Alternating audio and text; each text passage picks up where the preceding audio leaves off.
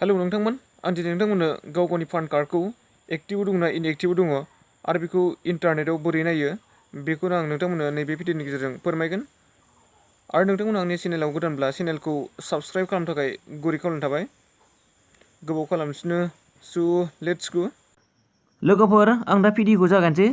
जोङो गाव गावनि पान कार्डखौ एक्टिभआव दङ ना इनएक्टिभआव दङ बेखौ नायनो थाखाय जोङो जिखि जाया मोनसे ब्राउजारखौ जोङो अपेन खालामनांगोन।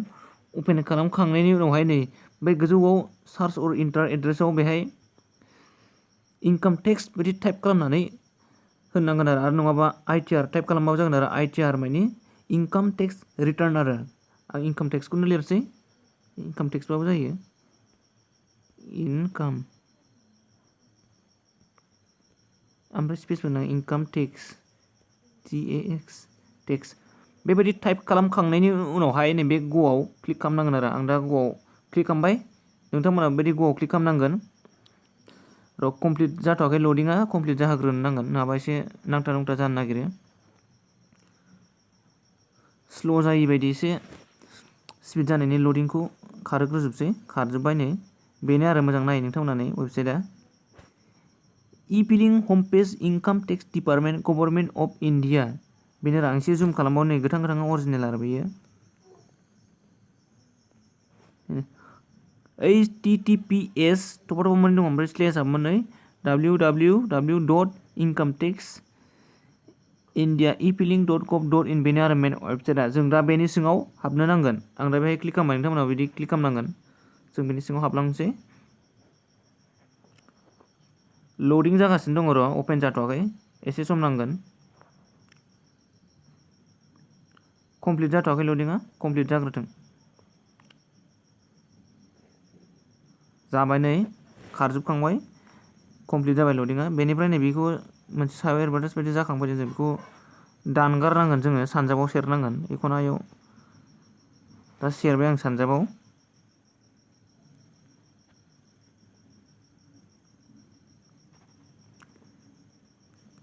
बेनिफ्राय ओरैजाय नै लेफ्ट साइडथिं आरोखि, लेफ्ट साइडथिं गाहायाव जों नायनांगोन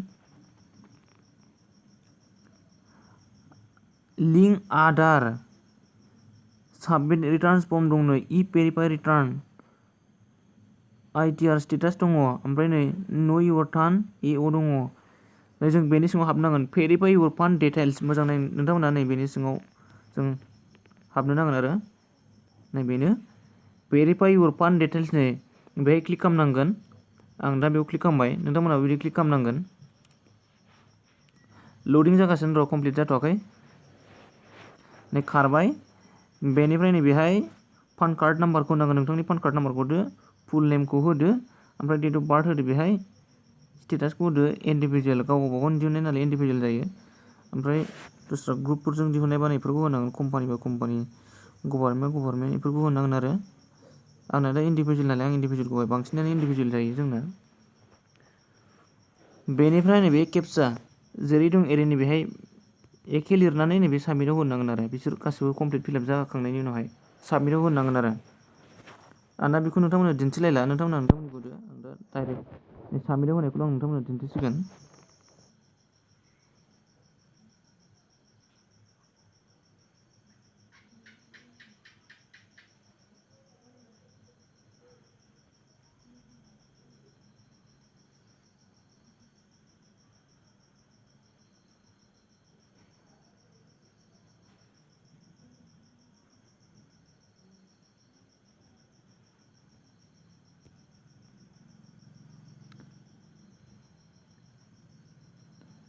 आं दा गासैखौबो साबमिट खालामखांबाय, माबा फिलआप खालामखांबाय आङो। बेनिफ्राय नैबे साबमिटआव क्लिक खालामनांगोन। आं दा साबमिटआव क्लिक खालामबाय, अब्लानो नोंथांनि पान कार्डआ एक्टिभआव दङ ना इनएक्टिभआव दङ नुनो मोनसिगोन। माने नोंथांनि पान कार्डआ खामानि होगोन ना होला बा खामानियाव सोलिगोन ना सोलिया बेखौ नुनो मोनबाय आरो नै दा जाबाय नै fund is active and the details are matching with fund मालाय डाटाबेसनो दा आंनि पान कार्डआ मोजाङैनो दङ, खामानियाव नाङो। स' नोंथांमोना भिडिअखौ मोजां मोनदोंब्ला साबस्क्राइब, लाइक, शेयार, कमेन्ट खालाम। भिडिअखौ जोबजासिम नायनायनि थाखाय नोंथांमोनसिम थेंक इउ।